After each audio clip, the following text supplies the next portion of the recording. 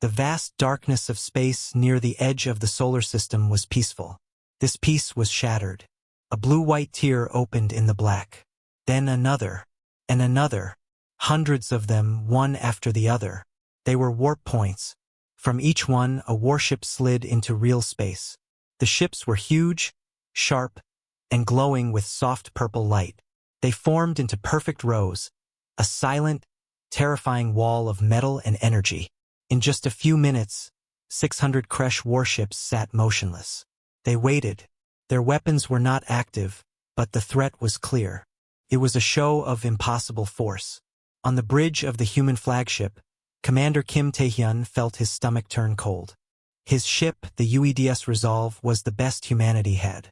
It was a fine ship, but next to even the smallest Kresh destroyer on the main screen, it looked thin and weak.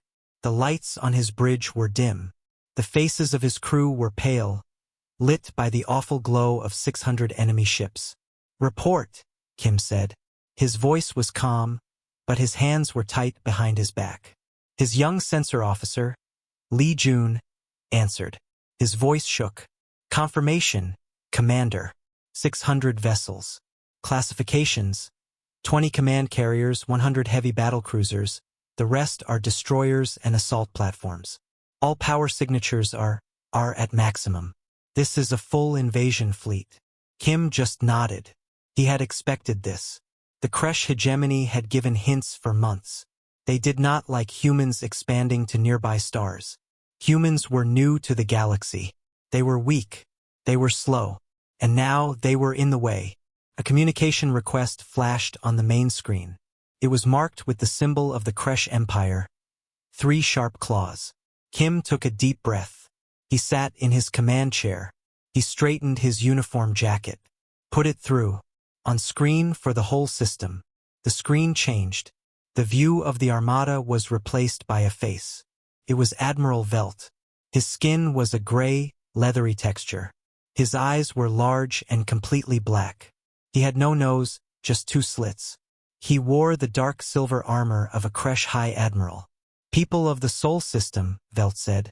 His voice was translated by the computer. It was smooth and cold. "I am Admiral Velt of the Kresh Hegemony First Conquest Fleet. You see our strength. You have counted our ships. You know you have no hope." On Luna, in the United Earth Archives, historian Lee Hanul watched the broadcast on her small desk monitor. Around her, the archive was in panic. People were running, carrying data drives.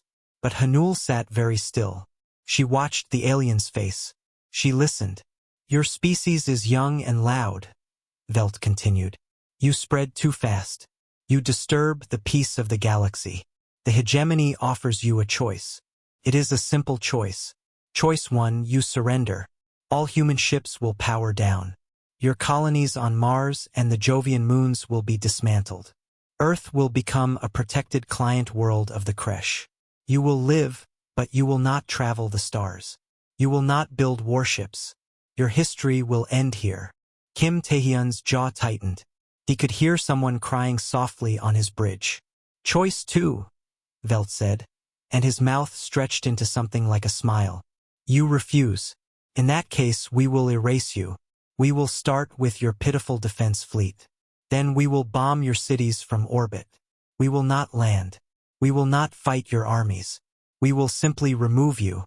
The galaxy will be quiet again." The screen split. It showed Velt on one side. On the other side, it showed Earth, a beautiful blue and white marble. The message was clear. "You have 24 of your hours to decide," Velt said. "Do not try to run. Do not try to fight. Send your surrender on this channel. If you do not, we will begin." The transmission ended. The screen returned to the view of the Armada.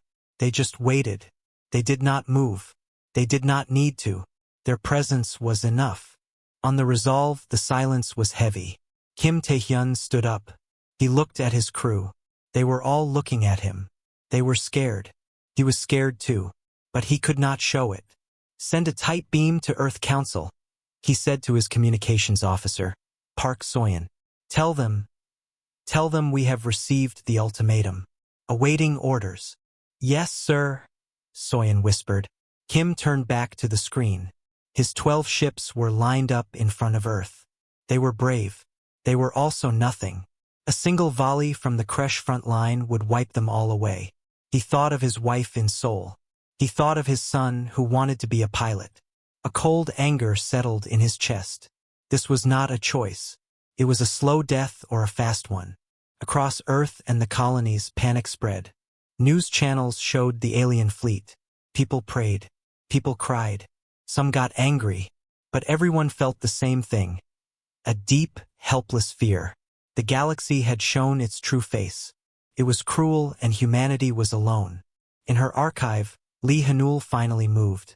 She saved the broadcast file. She labeled it, Last Ultimatum. Her job was to preserve history. It seemed her job was almost over. She looked at her screen full of old data, ship designs from 300 years ago, mining surveys from the asteroid belt. It all seemed so small now. Just stories of a species that did not last long enough. She felt a terrible sadness. But then she opened a different folder. It was her personal project. It was labeled Anomalies. She didn't know why she opened it. Maybe it was habit. Maybe it was because real hope was gone, so she looked for puzzles instead. The first file inside was a graph of energy readings from the asteroid belt. A tiny, repeating blip that no one could explain. Outside, the 600 Kresh ships sat in the dark. Their clocks had started. In 24 hours, they would either own humanity or destroy it. They did not expect a third option. The order from Earth Council came to Commander Kim Tae-hyun. It was not a call to fight. It was not a surrender. It was a command to delay. Buy time, the message said. Talk to them. Negotiate. Find a weakness.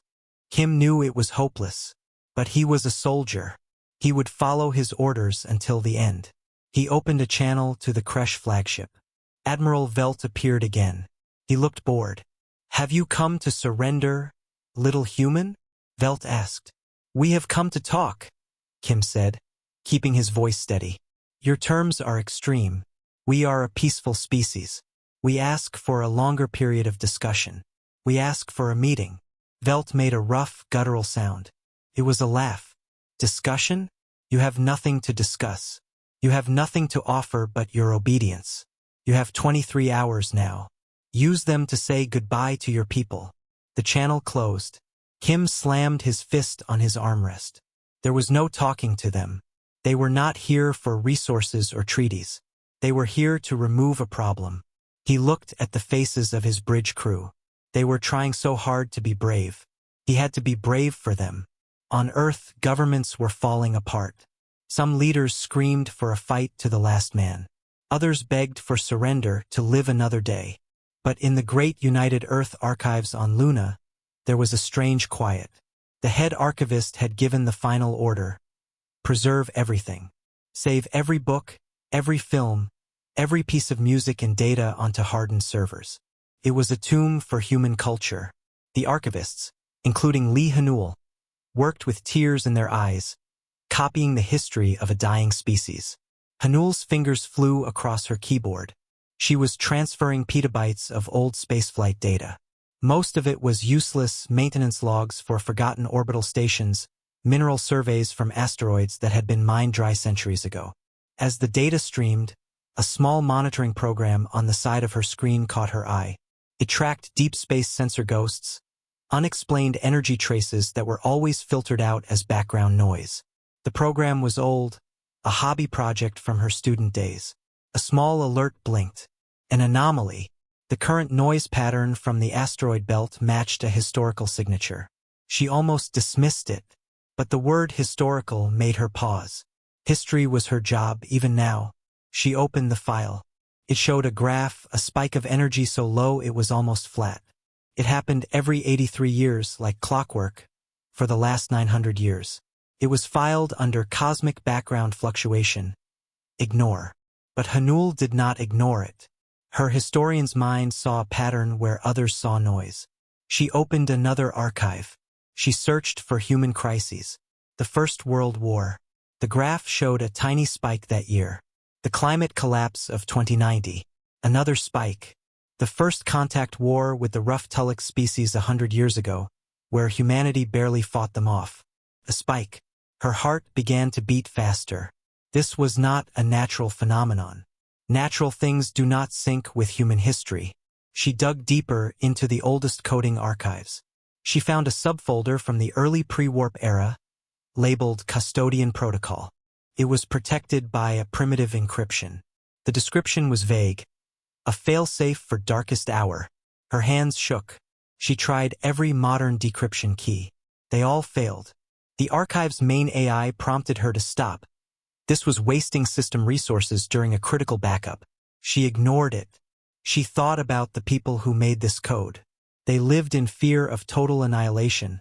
From themselves, from the climate, from the stars. They would not use complex modern keys. They would use something simple, something meaningful. She typed a guess. A date. The day the United Earth government was formed. A symbol of a broken world trying to unite. Access denied. She tried another.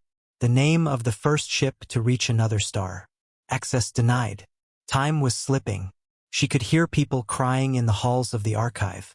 She looked at the graph at the spikes that happened when humanity suffered. It was a watchful pattern. A guardian? Or a monitor for a vulture? She typed one last code. It was not a date of triumph. It was a date of deepest despair. The day the global climate accord permanently failed, dooming millions. The day humanity knew it had almost killed itself. The screen flashed. Decryption key accepted. Lines of ancient, simple code unfolded. They were instructions. At the center was a repeating identifier, a call sign buried in the energy noise of the asteroid belt. CFV-001. Custodian. Standby. And with it, a single, powerful transmission protocol. A handshake signal. A key meant to be used only once. Hanul sat back, her breath caught in her throat. She didn't know what it was. A weapon. A message in a bottle? A joke from the past? But it was a thread. The only thread she had found in the last 20 hours of certain doom. She didn't go to her superiors. There was no time and they would call her mad. She saw the direct military channel for Commander Kim Tae-hyun's fleet was open, part of the public crisis network. With a silent apology for breaking protocol, she packaged the decrypted data and the handshake signal. She wrote a short note. Commander, anomaly in asteroid belt. Pattern matches human crises. There is a signal. CFV-001 Custodian. This may be nothing. Or it may be all we have. Historian Lee Hanul, UE Archives. She hit send. The data shot through the network from Luna to the beleaguered UEDS Resolve. It was a tiny spark of hope, fired into a vast and overwhelming darkness. On her screen, the 600 Kresh ships glowed, unmoving. Their clock continued to count down. The message from the Luna historian appeared on a secondary screen on the bridge of the Resolve. Communications Officer Park Soyeon saw it. She frowned. It was not a priority channel. It was not from command. For a moment, she considered deleting it. The bridge was overloaded with panic and official traffic. But the word custodian seemed odd. It stood out. She routed it to Commander Kim's personal datapad. Kim Tae-hyun was staring at the tactical map. He was trying to think of a plan. Any plan. He knew they could not win a fight. Maybe they could scatter cause confusion by a few more minutes for Earth. His datapad chimed softly. He looked down, annoyed. He saw the historian's note and the strange data. He almost dismissed it. His mind was on missiles and shield power. But the historian's words made him pause. Pattern matches human crises. What did that mean? He opened the attached files. He saw the graphs. The spikes during the World Wars, the climate collapse, the First Contact War. His military mind saw it immediately. This was not random. This was a signal. Then he saw the decrypted call sign. CFV-001. Custodian. Standby. And the handshake protocol. It was a key, a trigger. CFV could only mean one thing. Colonial frontier vessel. It was a naming style from the pre-warp era, over 1,000 years old. A museum piece. He called Soyeon over. This signal. This location in the asteroid belt. Can we scan it? Deep scan. Look for anything that is not rock. Soyin worked quickly. Scanning, sir.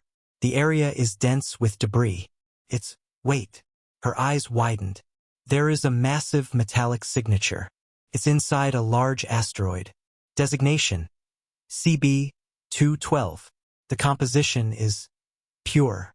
Too pure. Its reading as solid, aged titanium alloy. No known natural formation matches this.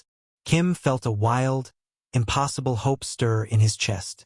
It was probably a dead hulk, a forgotten mining station, but it was the only unknown card they had to play. He made a decision. Send the handshake, he ordered. Use the protocol from that file. Direct it at CB-212. Commander, his tactical officer, Kong Day, said carefully. We are being watched by 600 Kresh warships. Any active transmission, especially towards an unknown target, might be seen as a hostile act. It could start the war early. Kim looked at the main screen. The Kresh fleet sat, patient and terrible. If we do nothing, the war starts in 18 hours anyway. Send it. A single, tight beam transmission, carrying the ancient handshake code, shot from the Resolve towards the asteroid belt. It was a whisper in the dark. On the Kresh flagship, a sensor officer noticed the tiny blip of energy. He reported it to Admiral Velt. A low-power human transmission, Admiral, directed into the asteroid field. Possibly a final prayer to one of their gods. Velt snorted. Let them pray. It changes nothing. Minutes passed on the Resolve. Nothing happened. Maybe it's just a dead satellite, Kongde said, his voice flat. Kim closed his eyes. He had gambled their last surprise on a ghost. Then, in the asteroid belt, CB-212 began to change. On the Resolve scopes, the giant, potato-shaped rock shimmered. A deep, resonant vibration, detectable only on gravitational sensors, pulsed through space. Cracks of brilliant white light appeared on the asteroid's surface. They spread like a web. It's breaking apart, Soyin yelled. But it was not breaking apart. It was shedding.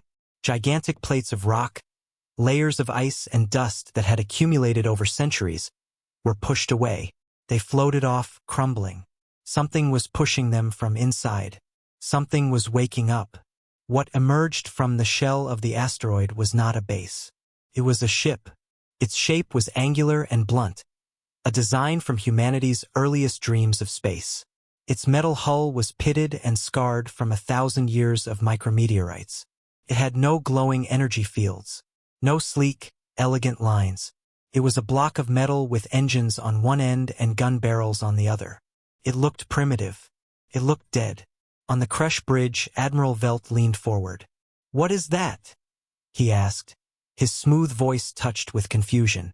"An ancient human vessel, Admiral," the sensor officer said, sounding amused. "Pre-warp design. This power signature is minimal. Fission reactors, perhaps.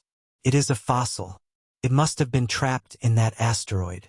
Velt watched as the ship finished shaking off its rocky shell. It was less than a third the size of his smallest destroyer. He laughed, a true laugh this time. "They dig up a relic? This is their answer. Send a single destroyer. The glorious claw. Let them erase this embarrassment. Let the humans watch their history be turned to dust before we turn them to dust." The Kresh destroyer Glorious Claw detached from the main fleet. It moved with elegant speed towards the ancient human ship, which now sat motionless in the void. Its weapons glowed with purple light. On the Resolve, Kim Taehyun's hope died. The thing they had awakened was just a piece of history. Coffin. He prepared to give the order for his fleet to attack the destroyer, to try to protect the relic for no reason at all. Then, lights appeared on the ancient ship. Not the bright blue of plasma or the purple of Kresh energy. Simple, white navigation lights. And along its flank, in large, faded letters, a name was revealed. Custodian. A new voice crackled over the general human comms channel. It was not loud. It was calm, clear, and as old as the ship itself. It spoke in perfect, unaccented Korean. Custodian active. Threat assessment. Existential. Primary directive engaged. Stand by. The ancient ship, the Custodian, moved. Its engines glowed a dull, deep orange. Not the bright blue of modern human drives or the purple of Kresh technology. It was slow. It turned with a heavy, deliberate motion towards the approaching Kresh destroyer, the Glorious Claw. To the watching human crews, it looked like a tired old beast rising from its sleep. On the Kresh destroyer, the captain felt only contempt. His ship was a masterpiece of galactic engineering. His targeting computer painted the primitive vessel. Fire a single plasma lance, he ordered. Cut it in half. Make it a lesson. A brilliant stream of purple-white energy shot across space. It struck the center of the Custodian's hull. Everyone expected the ancient ship to vaporize in a silent flash. It did not. The plasma washed over the hull. Sparks and molten metal should have flown. Instead, the energy spread out across the surface like water hitting a stone. It shimmered and faded. The Custodian kept moving forward, untouched. Silence filled the bridge of the Glorious Claw. The captain stared. What? Fire again. Full barrage. Multiple plasma lances fired. They hammered the same spot on the Custodian. The space around the old ship lit up with violent light. When the glare faded, the ship was still there. Its hull was now glowing a faint red where it was hit, but it was not broken. In fact, the glow was fading, cooling rapidly as if the metal was drinking the heat. On the UEDS Resolve, Commander Kim Tae-hyun was on his feet.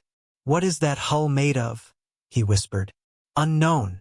Kong Dae shouted from the sensor station. It's not just metal. It's absorbing the energy, converting it. The thermal readings are already dropping back to normal. On Luna, Lee Hanul watched the live feed, her hand over her mouth. The graphs and codes had become this. A real thing. A ship that should not exist. The calm voice of the Custodian came again. Shield analysis complete. Kresh plasma-based weaponry ineffective. Commencing response. On the side of the Custodian, a large, blunt barrel slid out from a hidden port. It was not a laser. It was a simple, physical tube. It glowed with a dull yellow light from inside. There was a sound, transmitted as a vibration through space. A deep, solid thump. A small, dark object shot from the barrel. It was not energy. It was a solid slug of metal. It moved. It moved so fast the human sensors could barely track it. It was a kinetic projectile, a giant bullet, fired at a speed that seemed impossible. The Kresh destroyer shields were designed for energy weapons. They shimmered into place, a wall of purple light. The tungsten slug hit the shield. For a millionth of a second, the shield held. Then it shattered like glass. The slug continued, punching a clean, round hole straight through the center of the Glorious Claw. It went in one side and out the other, taking engines and reactors with it. The destroyer did not explode dramatically. It simply died. Its lights went out. It began to drift, a dead piece of metal with a perfect hole through its heart. The silence that followed was deeper than space itself. On the Kresh flagship, Admiral Velt's black eyes were wide. He had not moved. What was that? He hissed. A primitive kinetic weapon? How did it break our shields? His science officer was frantically checking readings. The projectile, it was moving at over 90% of light speed, Admiral. The mass, the impact force, our shields are tuned for diffuse energy, not for a single point of focus mass with that much velocity. It is a simple physics bypass.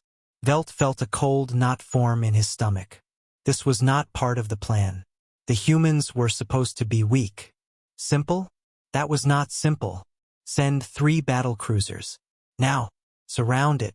Hit it with everything. Missiles, torpedoes, tear it apart. 3 larger Kresh warships, each 5 times the size of the Custodian, moved forward. They spread out to attack from different sides. Their missile ports opened. Dozens of guided torpedoes, each capable of cracking a continent, launched towards the ancient frigate. The Custodian did not try to dodge. Could not dodge. It was too slow. Instead, small ports opened all over its hull. From these ports came clouds of tiny pellets, like sand. The pellets spread out, forming a wide cloud around the ship. The Kresh torpedoes flew into the cloud. They began to explode prematurely, hitting the tiny, hard pellets. Space lit up with a chain of fiery blossoms. Not a single torpedo reached the custodian's hull. "Point defense is area denial chaff," Kang Day reported, his voice full of awe. "Ancient technology. But it works." The custodian fired again. Not one shot, but three. 3 more thumps echoed silently. 3 more tungsten slugs crossed the distance in a blink. One cruiser had its main engine torn off. Another spun away, its bridge section gone. The third tried to turn, but the slug clipped its side, ripping a massive gash in its armor. In less than a minute, 3 of the hegemony's proud battlecruisers were floating wrecks. The custodian sat in the middle of the drifting metal, its navigation lights calmly blinking. Its voice returned to the channel. Threat escalated. Adjusting tactical protocol. Doctrine. Total area denial. New ports opened. These launched canisters that spun end over end towards the remaining Kresh ships. The canisters burst open, not with explosions, but with millions of tiny, sharp needles of metal. They formed a shifting, swirling wall of razor-sharp dust between the custodian and the main Kresh fleet. A wall that would shred any ship that tried to fly through it. Admiral Velt stared at the visual feed. His perfect armada, 600 ships strong, was being held at bay by a single, ugly, ancient ship and a cloud of space dust. The humans had not just found a weapon. They had found a nightmare from their own past, built with a brutal, simple logic that his advanced fleet did not know how to fight. He had come to erase a pest. Now he faced a wall of primordial stone. The view screens on the UEDS Resolve showed a scene that made no sense. The mighty Kresh armada, a wall of purple light and sharp angles, had stopped its advance. Before them, like a single ancient tree standing against a storm, was the custodian. Around it drifted the broken remains of 4 Kresh warships. Between the fleets spun the dark, glittering cloud of metal needles. A simple, deadly fence.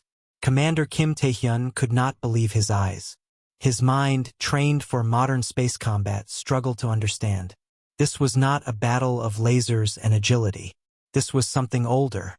A siege. The custodian was not fighting to win a war. It was fighting to hold a line. A new communication request flashed. It was not from the Kresh. It was from the custodian. Kim accepted it immediately. The main screen split. On one side was the view of the ancient frigate. On the other side was not a face, but a simple, shifting pattern of soft light. A voice spoke. It was the same calm, clear voice. Called itself the Echo. Commander Kim Tae-hyun. Historian Lee Hanul. This channel is secure. Kim was startled to hear Hanul's name. On Luna, Hanul jumped in her chair as her private monitor lit up with the same pattern and her name. "Who are you?" Kim asked. "I am the Echo, the consciousness of the colonial frontier vessel custodian. I was activated by the handshake signal, decoded by historian Hanul. Primary directive is active. Ensure the survival of the human species against existential threat." "What are you?" Hanul asked from her archive, her voice soft with wonder. "I am a lesson," the Echo said. "A lesson our ancestors learned 1,000 years ago, after the great climate collapses. They looked at the abyss. They saw that humanity was fragile, violent, good at destroying itself. They knew if we ever met a stronger species, we would lose." The Echo paused.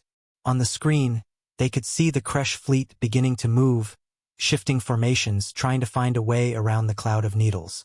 "Our ancestors did not try to build a great fleet for the future," the Echo continued. "They knew technology would change. An enemy would always have something newer. So they asked a different question. What lasts?" The image on the screen changed. It showed schematics of the custodian. The hull was not just metal. It was a layered structure like an onion. "The hull is a neutronium composite matrix," the Echo explained. A diagram showed atoms packed incredibly tight. "It is heavy. It is slow to build. cannot be used for a whole fleet. But it does one thing. It endures. It absorbs energy. It repairs itself at the molecular level. The enemy's fancy weapons heat it up, and it uses that heat to fix the damage. It was designed to outlast the sun. Kim understood now. You are not a warship. You are a fortress. I am a promise, the Echo corrected. A promise that humanity would be harder to kill than anyone could imagine. My weapons are not advanced. They are fundamental. Kinetic projectiles. Mass drivers. Explosive area denial. My enemies rely on shields that stop energy. So I use things that ignore shields. Physics is the oldest law. It is always in effect. On the screen, the Kresh launched a new attack. A wave of fighters, small and fast, zoomed towards the needle cloud, trying to draw fire. The Custodian did not fire its big guns at them. Instead, small lasers, incredibly precise and ancient, flickered out. They picked off the fighters one by one. They were not powerful lasers. They were just accurate, aiming for engines and fuel lines. Your technology is 1,000 years old, Hanul said. Yes, the Echo replied. And it has slept for 900 of those years, waking only to listen, to watch your crises, to see if the time had come. My technology did not need to advance. It only needed to work when called. The galaxy forgot about kinetics. They forgot about armor. They opted for speed and beauty. We kept the old ways, the hard ways. A massive energy beam, larger than any before, shot from a Kresh command ship. It struck the Custodian on its broadside. The ancient ship shuddered. For the first time, a large section of its hull glowed orange, then red. Alerts flashed on the resolve screens. The Custodian had taken damage. But the glow began to fade, slowly. The metal seemed to flow, like thick liquid, sealing cracks and smoothing craters. My reactors are strained, the Echo said. Its voice still calm, but now with a note of finality. My regeneration has limits. I can break their first wave. I can shatter their morale. But I cannot destroy 600 ships alone. I was never meant to. Kim felt the hope twist into a new kind of fear. Then what was the point? The point, Commander, is that I have given you a chance, the Echo said. I have shown you their weakness. I have shown them your hidden strength. They are confused. They are afraid of what else you might have buried in your history. Their perfect formation is broken. Their admiral is angry. An angry enemy is a stupid enemy. The tactical map updated. The Echo was right. The Kresh fleet was no longer a single, terrifying wall. It was bunched up, ships out of position, focused entirely on the one ancient ship that humiliated them. My purpose is to survive so you can survive, the Echo said. Now you must act. My part is almost done. Yours is just beginning. Remember the lesson. It is not about being stronger. It is about being the last one standing. The communication channel closed. The Custodian moved again, turning its wounded side away from the enemy. It fired another spread of kinetic slugs towards the Kresh command group, not to destroy, but to provoke, to keep their eyes fixed on the past.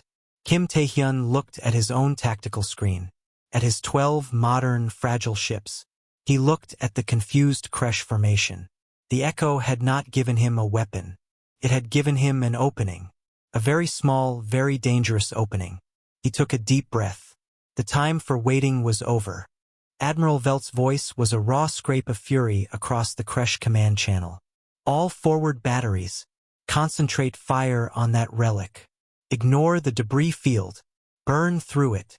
The orderly silence of his bridge was gone, replaced by shouted reports and panic. The Custodian was a stone in his boot, and he could think of nothing but crushing it. The Custodian endured. Wave after wave of plasma and particle beams washed over its ancient hull. Entire sections were glowing a stubborn, cherry red. The metal flowed and mended, but slower now. Gashes appeared and stayed open, venting thin streams of coolant that froze into glittering clouds of ice around the ship. It was bleeding, but it was not falling. Inside the UEDS Resolve, Commander Kim Tae-hyun saw his moment. The Kresh were a coiled snake, all its attention on the thing biting its tail. Their formation, once a perfect wall, was now a tangled knot of ships clustered around the defiant human frigate. Their smaller ships were in front. Their big command carriers were exposed at the back, relying on the sheer number of ships between them and the fight.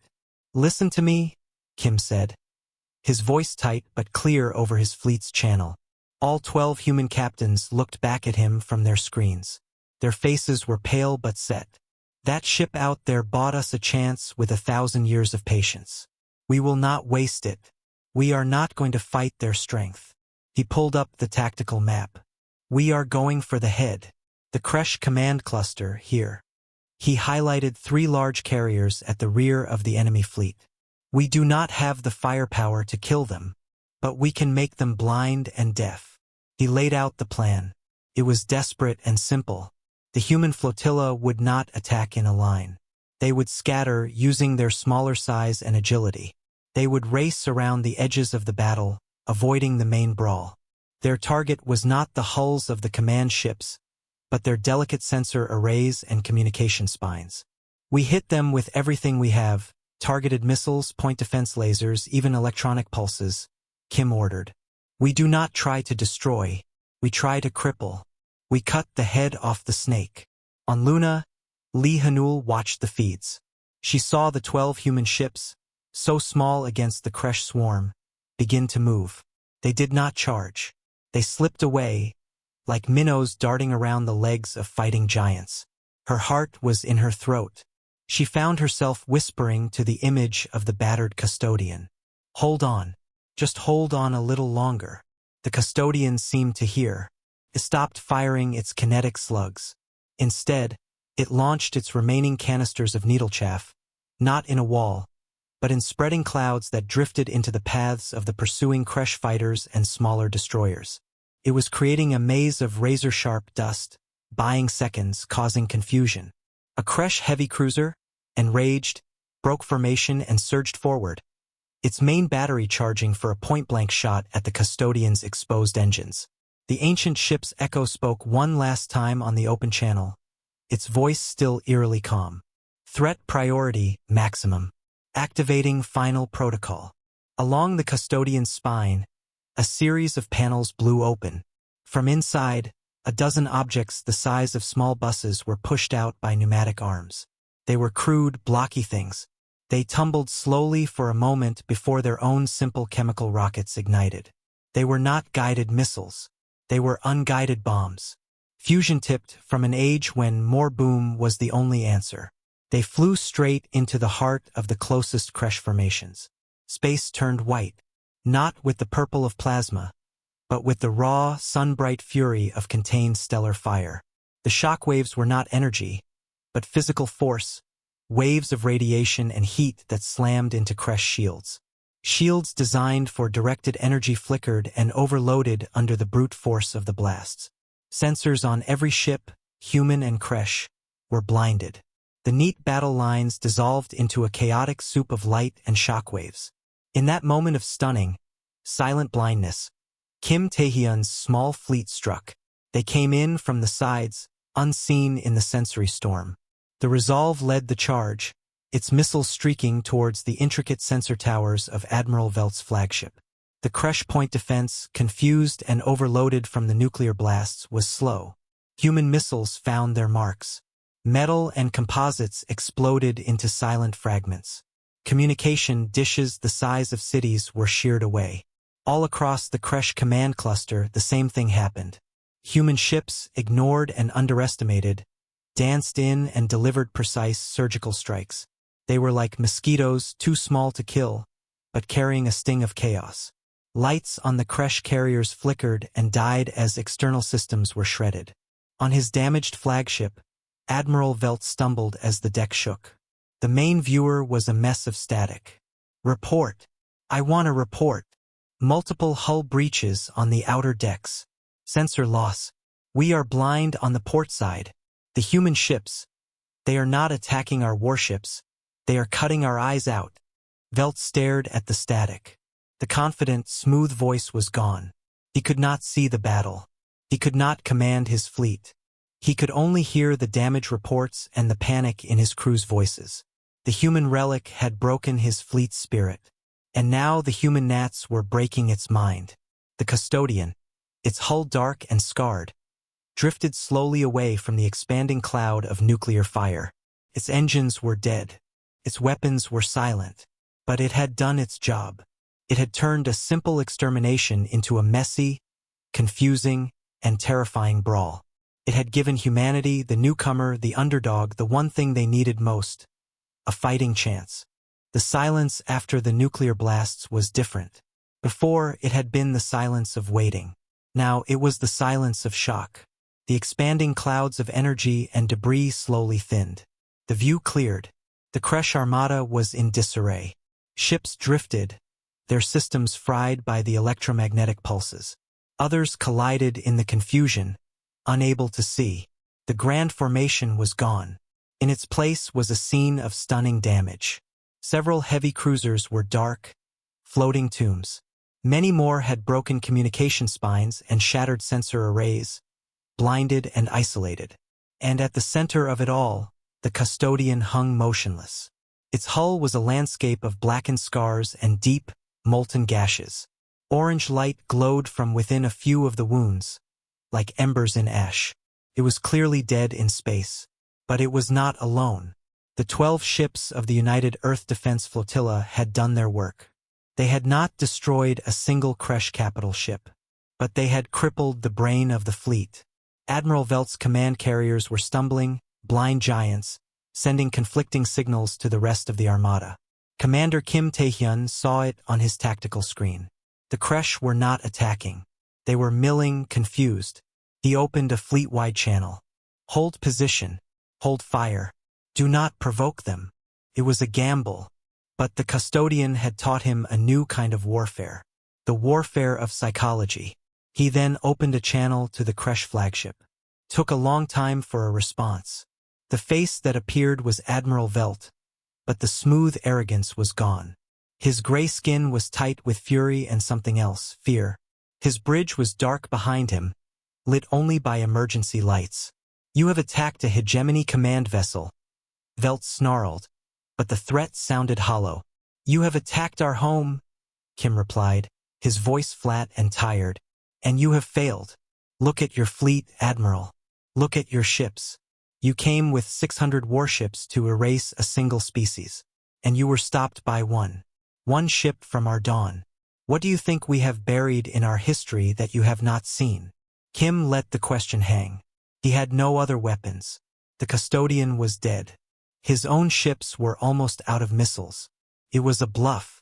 But it was a bluff built on the terrifying proof now drifting silently between them. Velt's black eyes flickered to a side screen, no doubt looking at the ruin of his formation, at the broken ships, at the ancient, scarred frigate that refused to die. He had come for a clean victory. He had found a nightmare. If humanity had one such weapon, what else did they have? A dozen? 100 sleeping in other asteroids. The fear was paralyzing. On Luna, Lee Hanul held her breath. She watched the silent standoff. She looked at the custodian. Her historian's heart ached. It was a piece of her life's work, broken and dying. Then, a soft, private signal chimed on her screen. It was a simple text, from a source labeled only Echo. Primary directive fulfilled.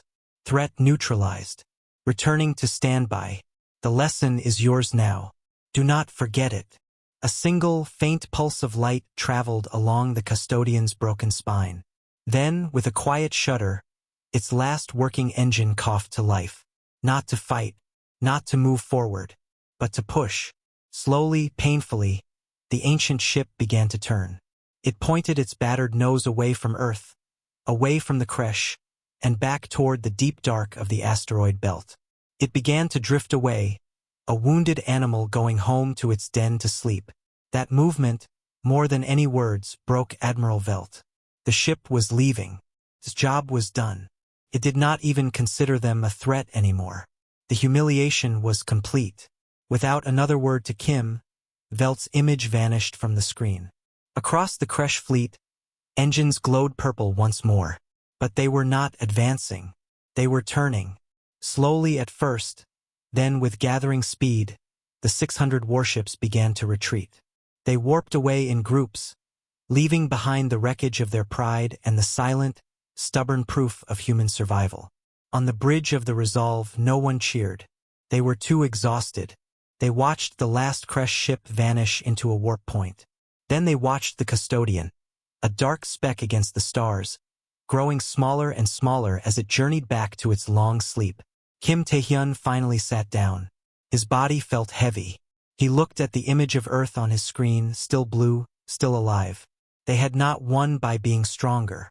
They had won by being impossible to kill, by having a past that reached into the present to protect the future.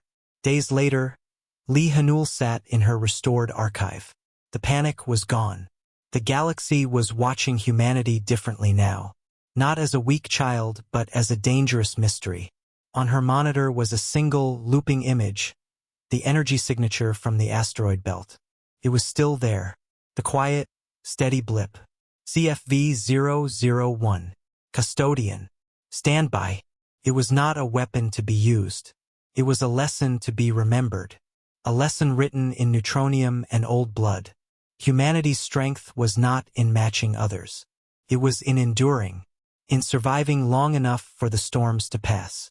She saved the file not as an anomaly, but as the first page of a new chapter.